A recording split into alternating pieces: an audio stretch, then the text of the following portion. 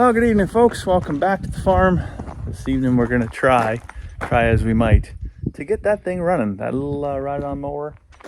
I got a new battery picked up for it. The old battery was like, I don't know, there was just like the crystals coming out of it essentially, so it's toast. I took a photo of the battery, the plate on the side of the battery with the numbers and everything, took it to Battery World, and funnily enough, he's like, that's a weird number. I've never seen that number before. And we go to the spot on the shelf and he looks around and he's like, we're all sold out of that battery. And I looked at the battery right beside it that appeared to be the exact same size. And it was like $120 more than this battery. So I was like, oh, anyways, he looked it up in his catalog there and he got me this battery. And he said, well, as long as you don't have a height restriction, this one will fit and it's got more power. And I'm like, oh, I don't know. I got a little bit of room. I got quite a bit of room, really, but it's at the back, right, where all the wires and everything come in. So we're gonna try it. I'm gonna try and see if it fits here, and then get this thing turning over. I haven't drained the gas out of it. There's about a half tank of gas in there, and the carb and everything that I might have to clean is right, like it's right there in behind. So I'd have to pull the whole hood and everything off in order to actually get to the carb and clean it out. So we're gonna get the battery on, and I'm just gonna turn it over just to see. Let's just see what I'm working with. We'll start there, and then if no magic happens, you know, clean the spark plug, do all that stuff. First, got these wing nuts holding this bracket thing on there, and what are wing nuts?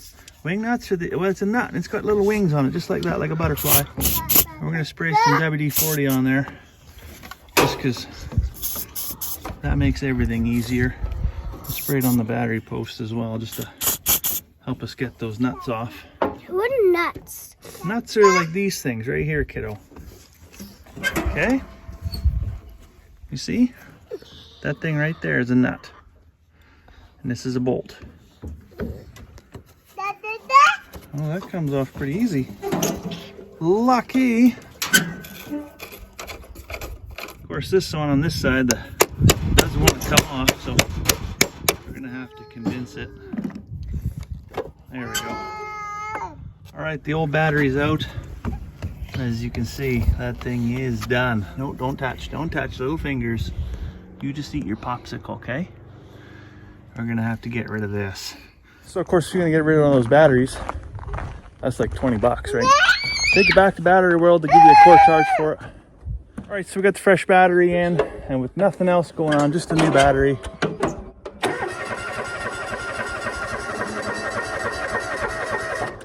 Okay, so we're turning over. We're part way.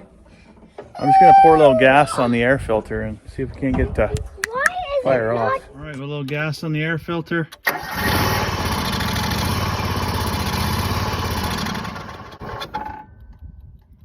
So we know we got air, we know we got spark. Probably just gotta get fuel out of that carb.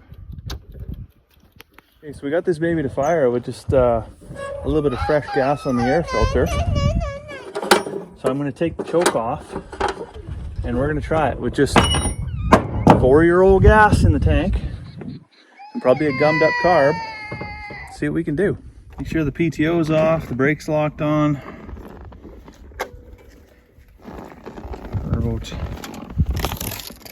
Put there on the throttle.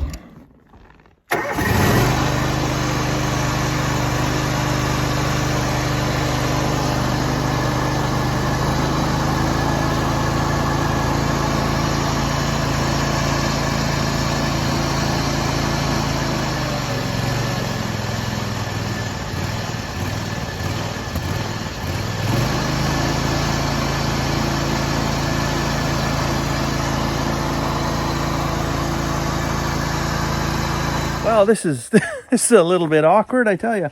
Not for me, but for somebody, for sure. Look at, holy man, you look like an orphan child. Just living your best life. Just dirt and popsicles. Okay? Anyways, yeah, so for the folks at home. It's okay. You got a kitty? Awesome. Another orphan child there, I tell you. This is the way we like them. But, yeah, for the folks that don't know the backstory from home, we got this John Deere ride-on lawnmower about 4 or 5 years ago, something like that, for the in-laws at an auction because theirs was acting up, and they had either the same one or a very similar one. I think we figured that the deck would fit on the one they had, so they could do a hot swap or something if they ever needed to. Anyways, it ran at the sale. They took it home. It ran there. Then they parked it and didn't use it again for a long time. And then when the day they come to fire it up, and I don't know if that was 6 months later or if that was 6 months ago, but anyways, it didn't fire. And so a little bit of fresh gas on the air cleaner seemed to be all it needed to fire right up and go. So I'd say probably just lost a little, dry carb, lost prime in the bowl, and just needed a little ignition just to kind of create a vacuum in there and pull some fresh gas in. But there is about a half a tank of what is probably 4 or 5 year old gas in there, and surprisingly it runs okay on that. But I'm going to chuck about half a can of seafoam in there just to make sure it chases out anything that shouldn't be in there. The ethanol after 6 months really starts to just gum up and turn into almost like candle wax, really. So that's never good. So run some seafoam through her, let her run for about 10 minutes, get everything good and hot and warm in there. And then the next project is probably going to be getting that deck back on. So again, that thing got parked without the deck on it. Really? And the belt is pretty much toast on it, but thankfully, the part number on the belt is visible, so I can just go to John Deere and say, hey, give me a new one of these.